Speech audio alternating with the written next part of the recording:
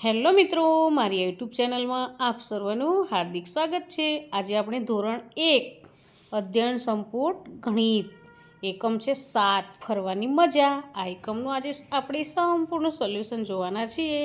અહીં પહેલા પેજ પર પ્રવૃત્તિ આપેલી છે। ચિત્રમાં જ્યાં રંગ પૂરવાના બાકી છે ત્યાં દરેકે મનગમતા રંગ પૂરવા।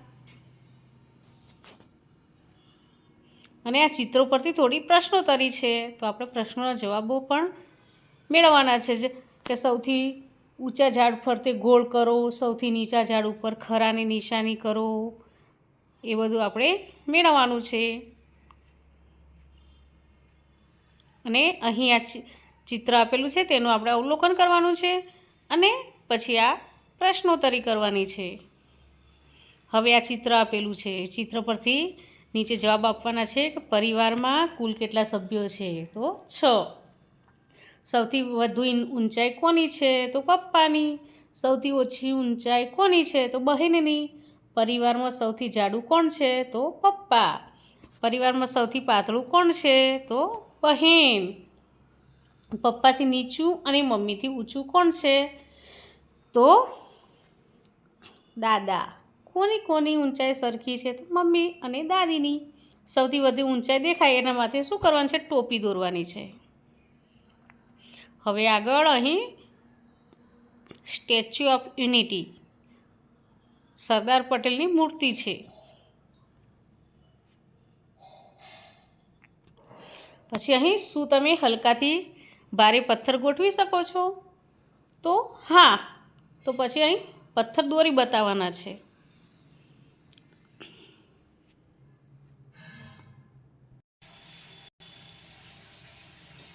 હવે અહીં ભારે વસ્તુની નીચેના બોક્સમાં ખરાની નિશાન કરવાની છે। તો અહીં બબે વસ્તુ આપેલી છે, તેમાં જે ભારે હોય એમાં ખરાની નિશાની કરવાની છે। અને હવે હલકી વસ્તુ નહીં, નીચેના બોક્સમાં રંગ પૂરવાના છે। તો અહીં બબે વસ્તુ આપેલી છે, ત્યાં એમાં જે હલકું હોય તેમાં આપણે મનગમતો રંગ પૂરવાનો છે। હવે અહીં જુઓ, તમે જોયેલું સૌથી વધુ વજનવાળું પ્રાણી તો હાથી આવશે, અને તમે જોયેલું સૌથી ઓછા વજનવાળું તો સસલું આવશે। હવે તમે વિદ્યાર્થીઓને જંગલ સફારીની મુલાકાત લીધી, ત્યાં તેમને જુદા જુદા પ્રાણીઓ જોયા, તો અહીં ચિત્ર જોઈને યોગ્ય વિકલ્પ પર ખરાની નિશાની કરવાની છે। તો અહીં જુઓ, ઝાડથી નજીક કયું પ્રાણી છે, તો ગાય। સિંહની સૌથી દૂર કયું પ્રાણી છે, હરણ। પાણીની કુંડીની નજીક કયું પ્રાણી છે, તો સિંહના બચ્ચા।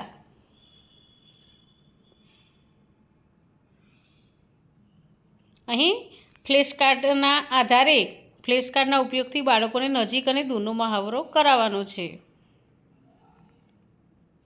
અહીં આ વડનું ઝાડ છે। પછી વિદ્યાર્થીઓને આપણે શું કરવાનું છે, મૂર્ત વસ્તુઓ અને ચિત્રોની મદદથી લાંબા ટૂંકા અને જાડા પાતળાનો ખ્યાલ સ્પષ્ટ કરાવવાનો છે। અહીં સૂચના મુજબ કરવાનું છે, જે પ્રાણીની પૂંછડી સૌથી લાંબી હોય તેની ફરતે ગોળ કરવાનું છે, અને અહીં ટૂંકું હોય એના ઉપર ગોળ કરવાનું છે। પછી અહીં જાડું હોય એના ઉપર ગોળ કરવાનું છે, અહીં પાતળું હોય એના ઉપર ગોળ કરવાનું છે।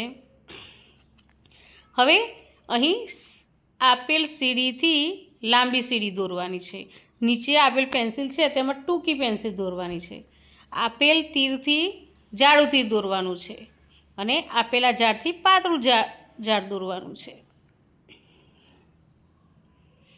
અહીં વેતનો મહાવરો કરવાનો છે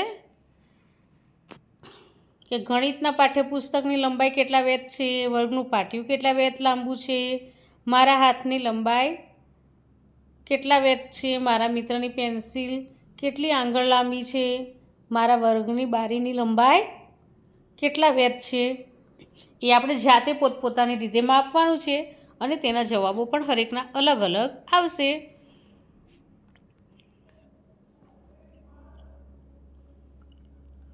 અહીં વસ્તુઓ આપેલી છે, વસ્તુની લંબાઈ વેત કરતાં ટૂંકી હોય તો લાલ રંગ પૂરવાનો છે, અને વેત કરતાં લાંબી વસ્તુ હોય તો લાલ સિવાય ગમે તે મનપસંદ રંગ પૂરી શકો છો। હવે નીચે આપેલી વસ્તુઓને તમે વેતથી માપશો કે આંગળીથી, તો એ ખીલી છે, તો ખીલી આપણે વેતથી ના માપી શકાય, આંગળીથી માપી શકાય તો હા. એ રીતે આ બધું આગળ આપેલું છે. આપણે વિચારીને જવાબો હા અને નામાં આપવાનો છે જવાબ.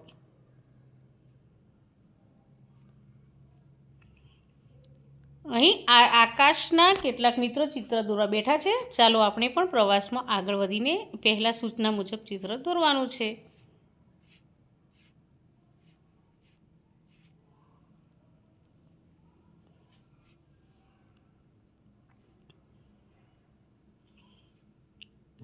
અહીં ચિત્ર પરથી જુઓ, ગણતરી કરવાની છે. તમારા કેટલા ડગલા થયા? તો 13. કોના ડગલા સૌથી વધુ થયા? સતીશના. અને કોના ડગલા સૌથી ઓછા થયા? તો માહીના આવશે.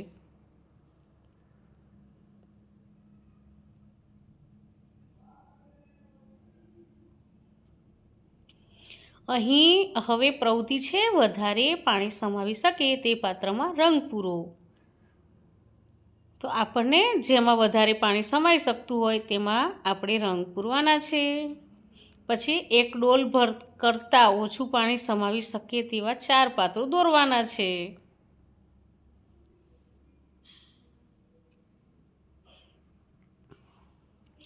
અહીં પાણી આપણા માટે ઘણું ઉપયોગી છે.